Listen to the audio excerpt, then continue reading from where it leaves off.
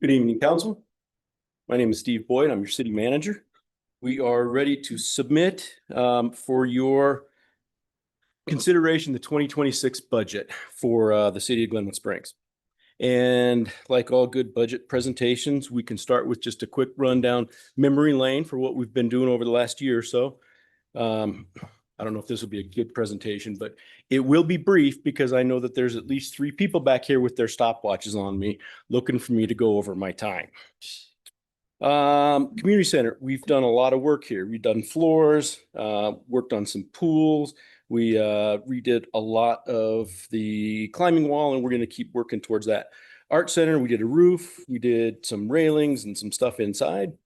Brush Creek Park looked like this before we did 3 Mile. Looks like this after. 3 Mile Park. Looks pretty good. Looks almost like it did before we did it. But everything works now and it's all fixed. There's a bathroom. Yep. Recreation programs, all kinds of stuff under bridge events. That was cool. Celebrations. We've maintained our parks and we've really tried to make things look a little bit better, just kind of incrementally here and there, just trying to improve a little bit. And I think we're making progress on that. Public safety. We have a police department. It's right there.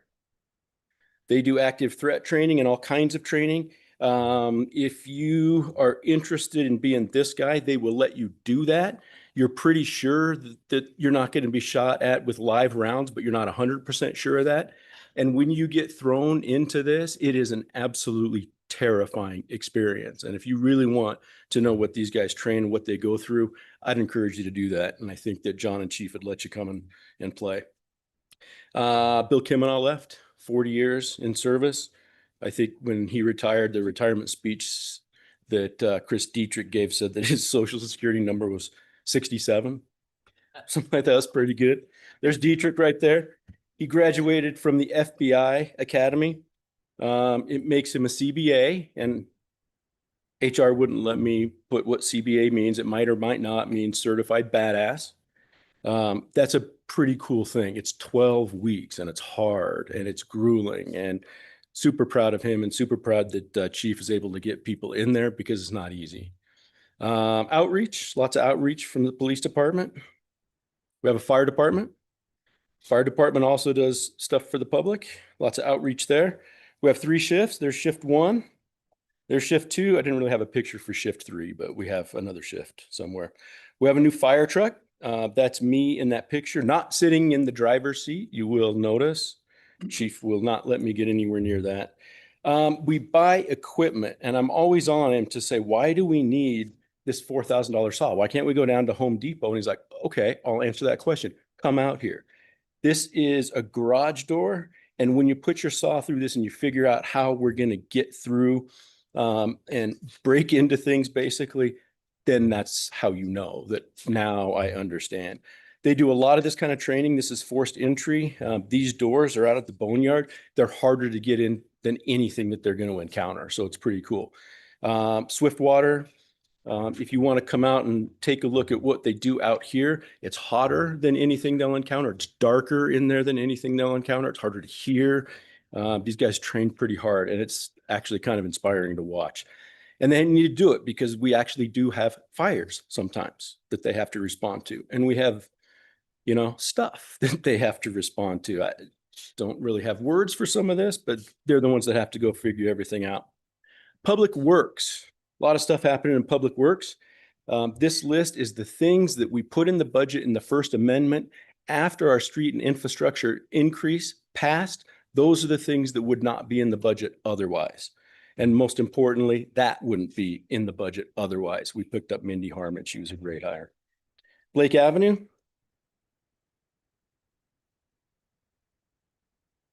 Pretty cool. Red Mountain North. Pretty cool. We do outreach to businesses because we're going to tear up their stuff and make it look like that so that we can finish it up and make it look like that. Progress there. North Landing, may as well get that while we're digging into stuff. You can see this park. It's going to look really nice. It's not nearly as big as you think, you know, when you look at this picture, but we're going to finish that up soon here. Alleys downtown, we're going to keep working on these before during, after. So we're cleaning things up kind of one at a time. We picked up little projects like Lincolnwood Drive. We fixed this sidewalk finally. You're going to see these tax dollar at work signs everywhere you go around town. We put this little piece of Wolfson in. So we're doing some damage on that kind of stuff. Southbridge obviously is something that continues to roll on for us. On-demand transportation rolled out thanks to some help from RAFTA with a grant. This is what Councilor Smith was talking about a little while ago. We have launched our transportation management organization, so we're making some progress there. We have a landfill, and the landfill is pretty cool. If you are standing up here and you're looking down this way, you'll see bears that are down there, and they have lunch in the landfill, and they're cruising through. And then when they're done, they go swimming. And this is just such a cool picture. It doesn't cost us any money, but it's a cool picture. I took that from a long way away, so it's a little hard to see, but they go bathing.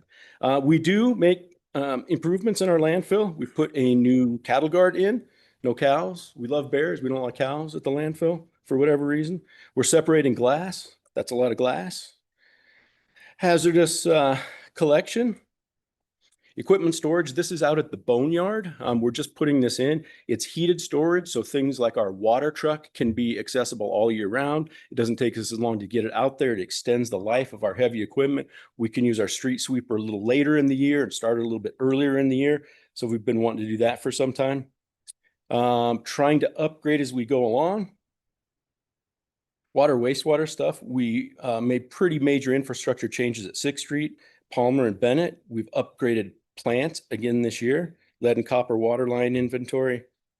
Broadband keeps rolling along. Administration. This is the fun stuff. Yvette's budget won the Distinguished Budget Presentation Award, which means that an average citizen has all of the information they need to completely, transparently, and fully understand our city budget. This is the award for Yvette's audit, and that means that an average citizen can believe that the numbers in our audited financial report are accurate. So pretty cool. Holy debris flow, that happened a couple of years ago. Ryan was out there, and he takes me around on this stuff. He's an insurance ninja, and there'll be times that he's working with CIRSA, and CIRSA will tell us, well, they've agreed to pay 80% of this claim. And Ryan's like, I'll call him. So we'll call the other insurance company, and he'll call back and say they agreed to 100%. You're like, ninja. But we're mitigating this stuff. This picture is up on Red Mountain. And if you go up there a lot, this fence is meant to keep stuff out of where it shouldn't be. We have made these much wider and bigger. You can't see it very well here, but these rock barriers, contain debris flow and water that comes down. So we're not going to have the problem again that we had not too long ago that takes out that road. We had lots of core requests. We keep getting more and more and more of those, but that has become a significant part of our administration. All kinds of communication and events. Bree was everywhere this year. I don't see that happening any differently anytime soon. Oh my. Chat with council. Cybersecurity upgrades. We have invested a lot of money getting rid of stuff that scares us. Cybersecurity is a very big thing, and we have transformed in the last 2 years under Nick's leadership and with our IT team. We sleep much better at night. I was really starting to get worried a little bit about that, but not anymore. I think we're in really good shape here. We are in the very last phase of our ERP implementation. We just finished up EP&L, which is the community development portion. Now we just have to kind of get the implementation, implemented, so to speak. It's just like anything else, mornings start like this, and by the afternoon, it looks like that. Housing symposium. This is Kevin up here talking housing stuff. New full-time employees. If there's one thing that is going well in this city right now, it's our new hires. We are absolutely killing it right now. We are getting the talent that we need. It has become difficult to get a job offer in this city. The people that do get that job offer and come in are doing a fantastic job. I'll go through them. Okay, we missed on this one. All the rest of them are good. It's just this one. There's Liz, facilities, finance, IT, ComDev, community center, 2 police cadets, 2 fire guys. This guy just started today. It was literally his first day. He's up in the conference room today. I don't even know how Yvette and Bree got his picture in my deck, but whatever. Streets, broadband, that's Cyrus. Interesting guy, damn good at his job. Water, wastewater, landfill.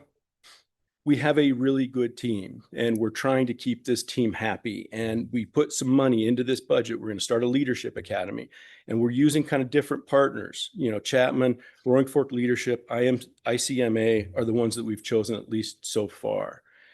So we feel really good about that. And, you know, I'm so appreciative of staff and everybody does. And I know that they appreciate their staff and everything, but we get so much help.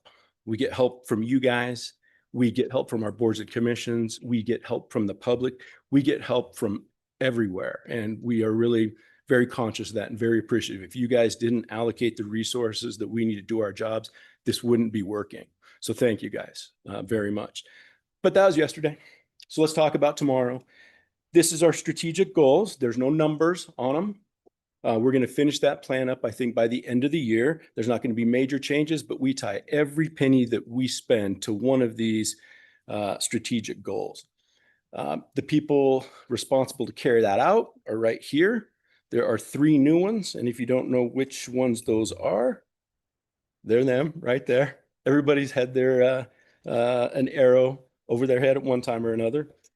So here are the highlights. If somebody asks you, what's the Glenwood Springs budget? The answer is $106 million. That is down 3.6 from our 2025 forecast.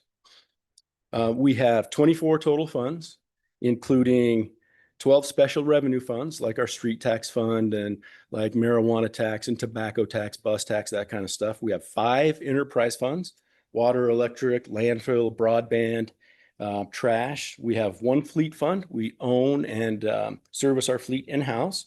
And we have 3 capital funds, A&I capital projects and fire equipment replacement. 1 general fund with 18 different departments. So it's a complicated budget. We have a lot of restrictions on how and where we can spend money that we have to kind of work through.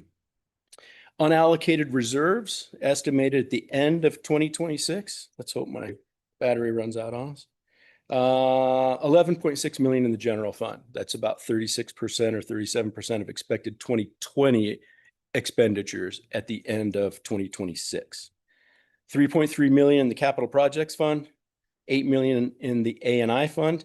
In all 3 cases, those reserves meet the GFOA and Financial Advisory Board recommendations. In fact, everything in this budget meets both of those groups' recommendations. General fund revenue, $29.5 million, up, but not up much. 0.7% is what we're expecting in 2026. Expenditures, 29.5 million, up 1.2% from our 2025 forecast. The general fund carries 123 employees, and it's just interesting to know that about 2/3 of it is salaries and benefits, and we spend about 40% of our general fund on public safety. That's the biggest individual contributor of expenditures in the general fund. So what's in this year in the 2026 budget?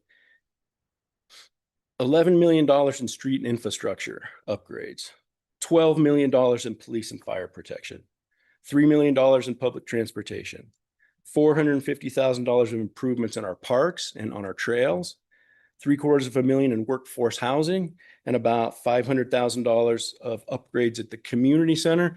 And something that we've been increasing and I think is very significant is $400,000 in professional development. We want to develop our people, and we want as many people as possible in this city that are wanting to and ready to take their boss's job when it comes open. So we're working hard at that. What's not in this budget? You will not see a lot of beautification projects in here. This is a very blue collar budget, and it's very focused on maintaining and improving the resources that we've got now. You don't see a lot of plans and studies that either sit on a shelf or, you know, give us a whole bunch of expensive stuff to do. We don't believe in use it or lose it spending. Our culture is to try to bring budgets in under budget instead of saying, if I don't spend it now, they'll take it away from me. There are no layoffs planned in this budget. And there are no reduction in services planned in the 2026 budget. With that, we're done. How fast was that? Did I make my time? Thank you. It's a beautiful budget. Is this available on the website? It's a gorgeous budget. Did you think? Is this available to the public on the website? Yes, as soon as Sorry. As soon as we submit it, which we've just done, we will make it available for the public. It will be open for inspection for the next 2 weeks, and then there will be a public budget hearing 2 weeks from tonight. The meeting after that, you'll vote to adopt the budget.